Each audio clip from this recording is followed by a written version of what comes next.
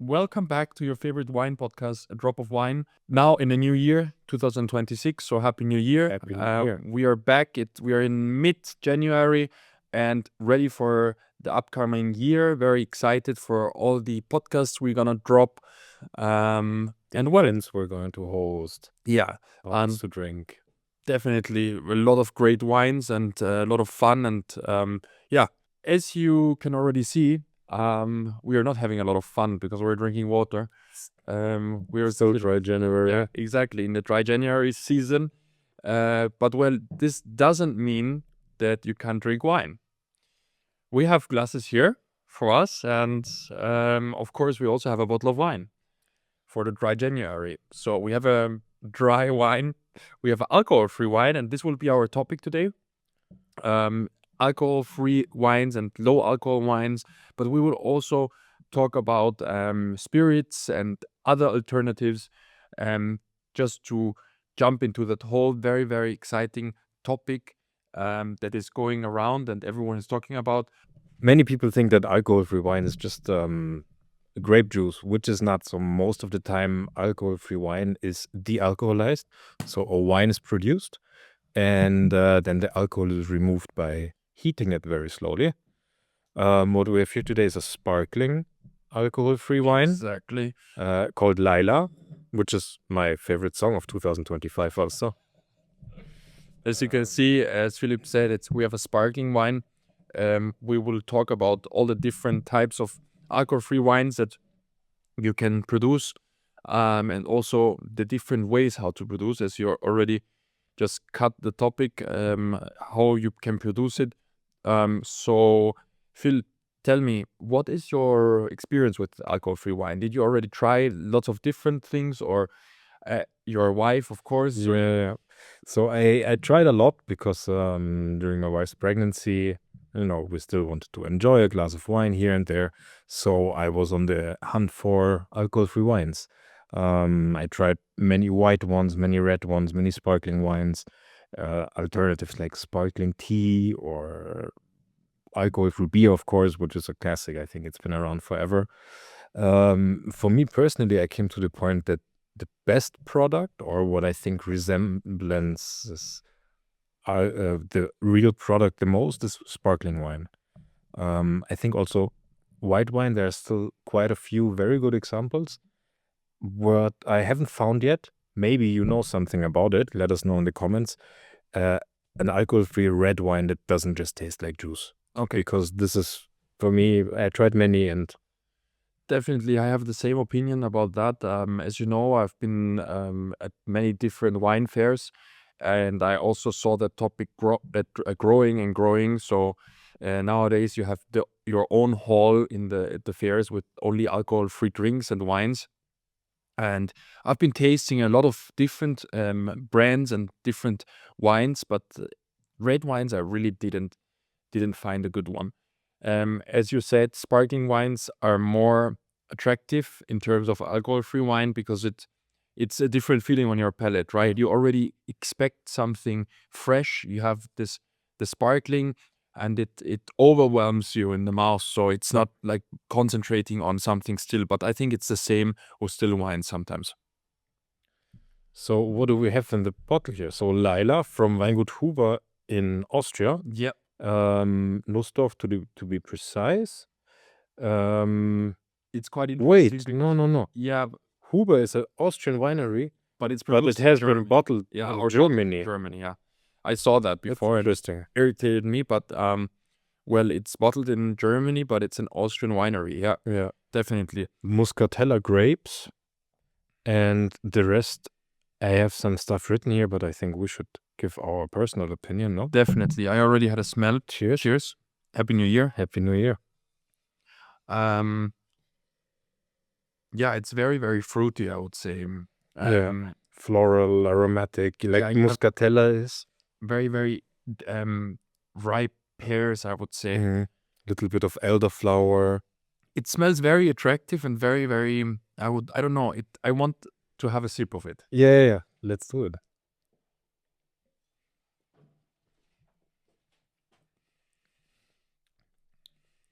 It's refreshing, if you if you would serve it to me, I wouldn't say it's alcohol free. With the sparkling wines, I would not necessarily. No, because there are sparkling wines in Asti, for example, Moscato d'Asti, It's sweet. which is on the sweeter side, and they also don't really taste the alcohol. So I like it. It's refreshing. It's floral. It's fruity. You have more acidity here also.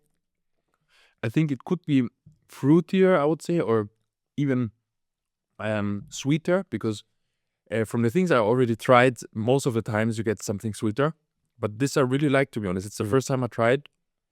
Actually, it was a present. Someone took it, or a present. Someone brought it to my home when we did a small dinner party, and the person was not drinking. So, but in the end, They were drinking. yes, exactly. So it was a leftover, and I thought we would try it today. Nice. Well, how much alcohol is in? 0. And it's also vegan. So for those of you who do veganuary, this is also an option for you. Okay, so I would jump into the topic how the wines are produced. So, as already mentioned, Tell me. 3 I'm different curious. types of production. So I don't know if you know one of them, or if you have. I just know that they are produced like a normal wine, or they're produced like a wine which is meant to be de-alcoholized.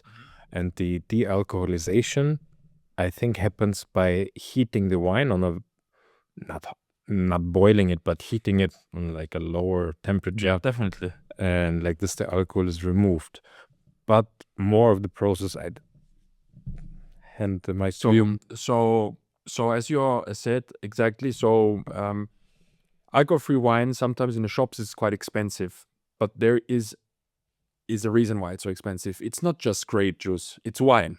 So alcohol-free wine is first produced like a very normal wine, a dry, normal white wine, for example.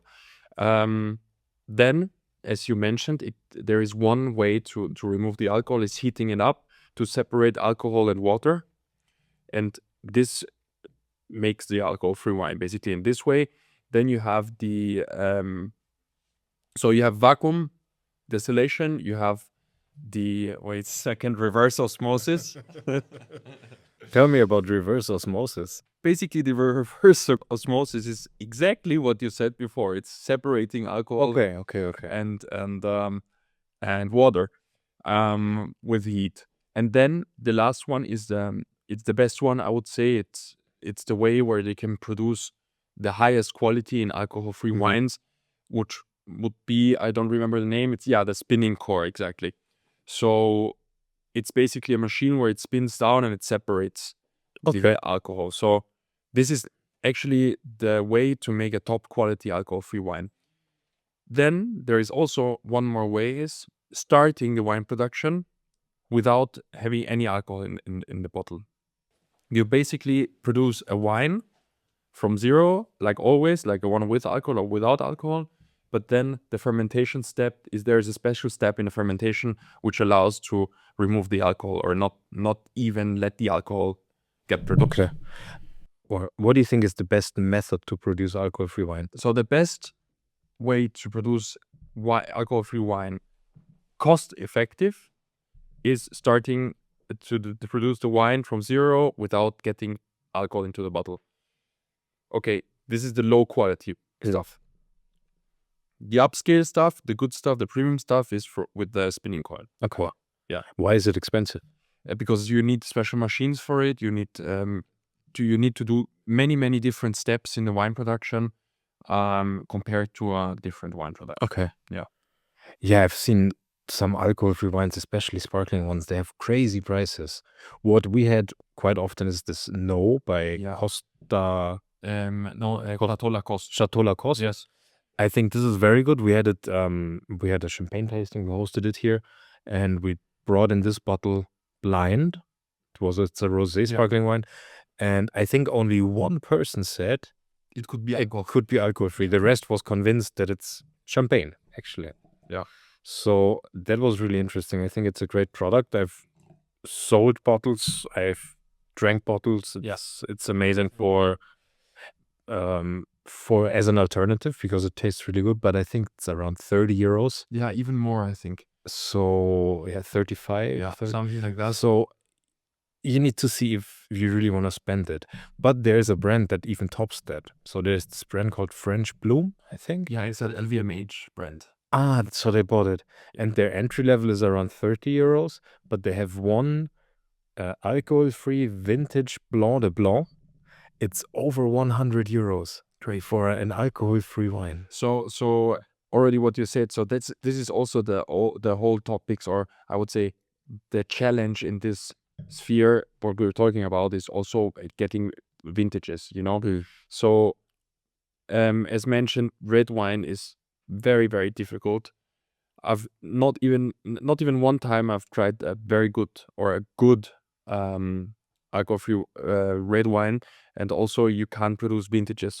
So I don't know what has to happen. Maybe with the years in the future, we'll have a method to to find something like that, or to have alcohol-free wines mature. There are a lot of things coming, and as you know, the alcohol-free beer in the beginning it was also not very good. Nowadays you can really, really drink good alcohol-free beers Absolutely. without even realizing Yeah. it's alcohol. Augustiner, Gusswerk, these are the ones that I really like. But yeah, with white wine, so we came to the point we don't like alcohol-free red wine, or we didn't find one. Again, let us know if you know something. With white wines, do you have any favorites? Some stuff we can recommend? Same with sparkling wines. To be honest, for white wine or still wines, there is a rosé also from Chateau Lacoste, Yeah. a still wine, which is also very good, quite okay. I prefer the sparkling wines because, as I said, it overwhelms you. It's a different feeling in your mouth, and it's easier to drink, and it feels more as you Yeah. drink alcohol. Then we have a few Austrian wineries, actually, who are producing alcohol-free wines. Would be, for example, Mayam Faber. Farbplatz, der Riesling, Yeah. the alcohol-free Riesling. If you're in Vienna or if you're in Austria, this is really, I think this is the best non-alcohol still product there is. Like really, really decent job. They have like 0.34% of alcohol. So basically nothing. They are allowed to label it alcohol-free. But this is really an amazing product. There are many, many different wineries. In Spain, for example, you have Bodega Torres. They are the biggest alcohol-free wine producer worldwide, and one of the first ones. They have great wines, also, but whites. Yeah. So we are always talking about it tastes like alcohol, or it tastes more like the alcoholic wine. The reason why we're saying this, alcohol is a very important ingredient in wines and in spirits and in beer, not just because of the fun you have with it, but because alcohol carries flavor. It's the alcohol itself, it carries the flavor. It gives the wine or the spirit or the beer, it gives it body, makes it feel fuller, and just gives it a little kick. So that's why it's hard to copy that without having alcohol. Why sparkling wines or white wines work is because the sparkles, they carry also the flavor, they give it body, and the acidity. You don't have the acidity in the red wine, but in the white wine or with the white grapes, at least, the acidity gives it a bit more kick. And there is also one more thing to mention, because you asked whether it's cheaper or more expensive to produce alcohol-free wines. In this term, as I said, more expensive with the machinery and everything, but also on the vineyards, you need to start harvesting the grapes earlier in order to have fresher aromas and greener aromas to have these kind of results. And makes it age worthy also. You can't really age non-alcoholic wine. Probably it wouldn't benefit from it also. yeah, Because the alcohol makes it more stable. So I don't know if this French Bloom vintage Blanc de Blanc for 120 euros, what are you doing with it? you will try it. I would, Maybe I we will would, do I'm a curious. and try that one. I think also that because people always say alcohol-free wine, no, I don't like it. Maybe we should we have to think in a different way now, because it's not alcohol-free wine is not wine. It's a drink, and it's an alternative to wine. For a healthy lifestyle, for health conscious people. No, not only for that, or for to enjoy, because if you go to a fine dining restaurant and all of these things, everyone is drinking. You also want to have a drink, a nice drink with your food. Yeah. So you just don't want to drink water or Diet Coke. More and more restaurants I saw now offer fine dining restaurants offer alcohol-free pairings. So with each course you get an alcohol-free drink. It can be kombucha, it can be de-alcoholized wine, it can be Sparkling wine, sparkling teas, or sparkling teas. Sparkling tea also a topic. Do you know how sparkling tea is produced? actually, I know someone who produces sparkling tea, and it's Clemens Rau. Clemens Rau is a cook from Upper Austria. He's he's a fine dining cook. I don't know. Actually, I think he got rewarded now with a Michelin star in this year, or with even 2 Michelin stars. And I like that restaurant because I went there many times, and he went to a trip to Thailand, I think, or somewhere in Asia, and he found a lot of very nice teas, and he brought them all to Europe, and he started mixing them in his kitchen and making teas out of it, and he bottled it into very, very nice round bottles, like the Ruina Blanc de Blanc bottle, or the Ruina bottle. And he made a sparkling tea out of it, which was very, very good. And it's basically what I remember, or what I know now, is it's just tea with CO2. Okay. Yeah. And then some aromas like hibiscus or pear or Yeah, you can do that, but I think it was 100% his the teas Nice. the tea blend he chose. Well, to come back to the alcohol-free wines, I have another thing or a fact that I would like to share. I was researching a little bit about numbers and statistics, worldwide statistics, what is happening in the whole world right now, and with alcohol-free stuff and wines especially, but also with alcoholic wines. So as you might know, the people are talking about that the wine branch worldwide is completely going down at the moment. Struggling a bit, yeah. I think that this is just now at the time where this is happening. As in all the branches, you have up and downs, and at the moment it's the wine branch who is suffering. But I always say that in the last 6,000 years, people were drinking wine. Why shouldn't they drink it in the future? And so I was looking a little bit for the alternative, the alcohol-free things. And the main question here now, do you think that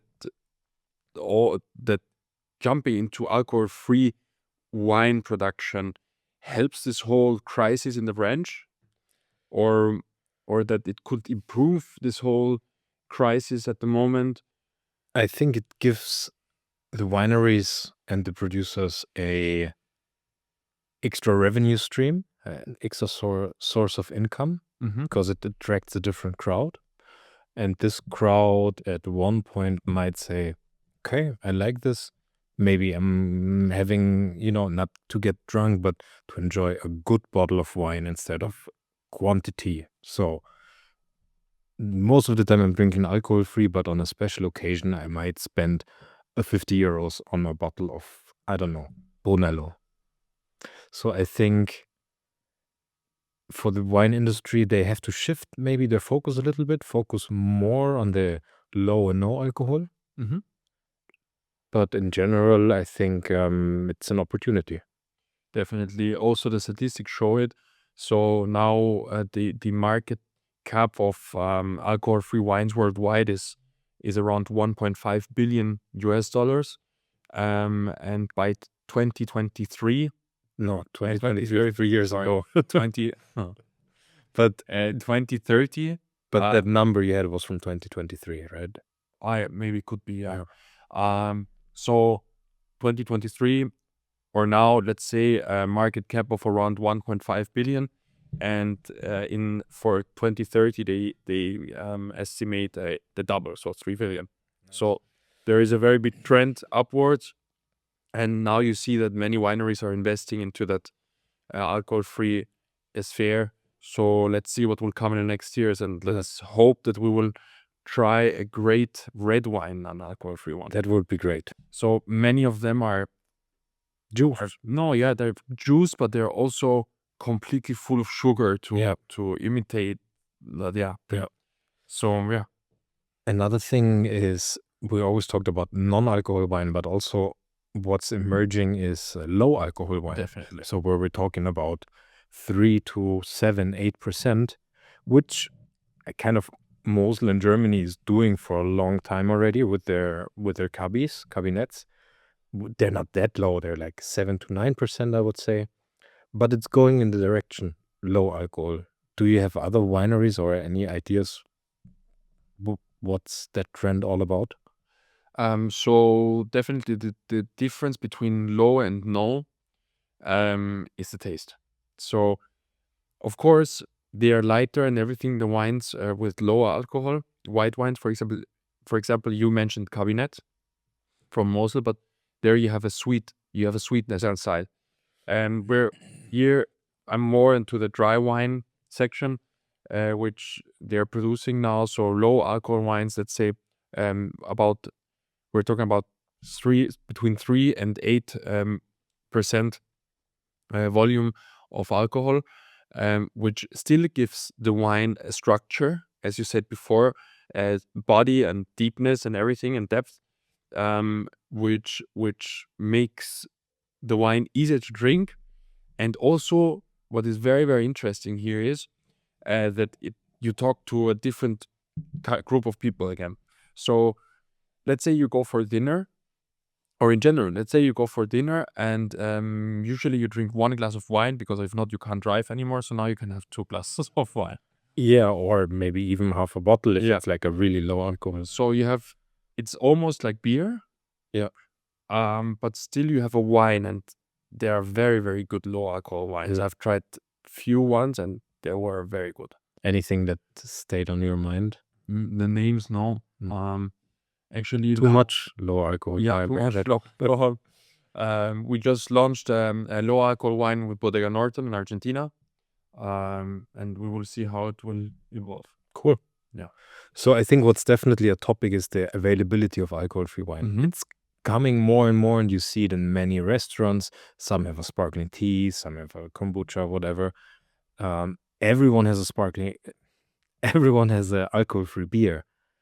Would you think that at one point within the next month or years, more restaurants will also, next to the beer, have an alcohol-free sparkling white and red option? Definitely. So, as you said, in the higher gastronomy, you find this product. Not in the Wirtshaus or No. But definitely, I think the demand for these products is growing, as the numbers say it also. As all the wineries are starting to produce it, there is a demand, and it's interesting. And as you said, you can buy alcohol-free beer in every supermarket, in every gas station, in every restaurant in every bar you get alcohol-free beer. Almost everywhere. And yeah, I hope that we will get to that stage, or I hope. Of course, I prefer conventional wine. Except in January. Yeah, but I'm pretty sure this will happen. Also, what you see more and more now is, at least in certain high-end cocktail bars, alcohol-free spirits. So you have a lot of alcohol-free gin, rum, whiskey, vodka. No, because vodka, drink water. Yeah. What else is there? I saw alcohol-free Aperol now, like, these bitter alternatives. So I've had a alcohol-free Negroni, which is usually such a strong cocktail, but yeah, there you get the sweetness, the bitterness. You don't have quite the body, but I think what I have at home, bought it for my wife back then, alcohol-free whiskey, and there's a recipe for whiskey sour on the back, and if I would serve it to you, you would not know the difference. It Yeah. tastes exactly like a good whiskey sour. You remember our launch party? We served alcohol-free amaretto sour. True, amaretto sour works also well with the sweet and tangy. Yeah, so there are also places that are serving these kind of things, but it's not I would say the conventional production of mocktails in a bar would be pina colada. No, not a pina colada, but I would Virgin mojito. yeah, virgin mojito or something like that. No, okay, they just leave the rum, but now there are alternatives for rum which makes it taste the same. Yeah. Which is very, very nice. But I think the biggest thing was the gin. So, or the first big, what you saw was the alcohol-free gin, especially Tanqueray. Tanqueray. They started with the 0.0, and honestly, I have a bottle at home. Yeah. And sometimes when I don't want to drink and friends come over or whatever, I just pull out the Tanqueray and no one realizes. Okay. So I could also make you a gin tonic with it and you wouldn't realize. Gin tonics are overrated. No, I like it sometimes. I like it. Controversial opinion, gin tonics are overrated. No. But we all have different tastes. Yeah, definitely. Are alcohol-free spirits good or not? I would say you're not gonna have this alcohol-free whiskey on the rocks or neat in a glass. But for cocktails, I think it's definitely justifiable and it makes sense. Now it comes to my mind, alcohol-free tequila. When I was Lewis Hamilton. yes, when it's Almave from Lewis Hamilton, I tried it there for the first time. They have two different ones. They have one to mix it into cocktails, and then they have a sipping one. Yeah, which, okay, if you drink a lot of tequila and you know it, it's, maybe if you're fucked already, you will realize, but yeah, but it's a very, very good product, I would say. It's a great alternative to tequila. And I think you're not allowed to even call it tequila. No, definitely not. Well, tequila is a place in Mexico. Yeah, but you're so you say agave drink or something. Probably like that. agave. Yeah. Yeah, it's like, because we're talking about veganuary also, it's like with the milk, you have a oat produce, not oat milk. You have a almond produce, not almond milk. So you have a agave-based thing. Or oat drink. Well, I think enough of this. And guys, when this podcast is coming out, Dry January is almost over. On the 6th of February, we have our first Stammtisch of the year. It's going to be amazing. We have Markovic coming from Austria Burgenland. We have Orange Swift coming from Napa Valley. It will be happening at our newest member club at the Cover. There will be food. There will be a DJ. Bring your bottle, and we're going to celebrate the new year together. Definitely. As I said, I already said definitely for 20,000 times today. I just realized. But yeah, definitely. Yeah, I'm looking forward. And I hope that a lot of people will be there. And we will have good food, as Philip mentioned, from the restaurant below the members club, 7 North. Yeah. See you there. And enjoy your time. Until then, cheers. Cheers.